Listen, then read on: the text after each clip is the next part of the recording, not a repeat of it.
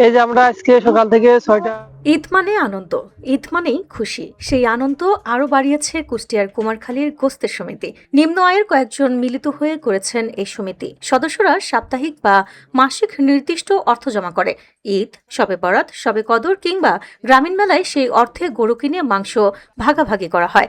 এই সমিতি যা করেছি, কুমারখালীর পাড়া মহল্লায় গড়ে ওঠা এই সমিতিগুলো কার্যক্রম শুরু হয়েছে 25 রোজা থেকে। এক সপ্তাহে প্রায় 500টি গরু জবাই হবে, যার বাজার মূল্য প্রায় 6 কোটি টাকা। উপজেলা প্রাণী সম্পদ কর্মকর্তা ডক্টর আলমগীর হোসেন বলেন, গ্রামে এভাবে সমিতি গড়লে মাংসের বাজারে কোনো সিন্ডিকেট থাকবে না, সাধারণ মানুষ উপকৃত হবেন।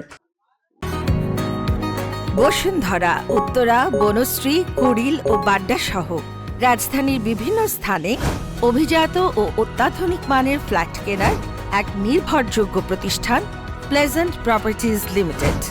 তাই আপনার স্বপ্নের আবাসনের জন্য আজই যোগাযোগ করুন।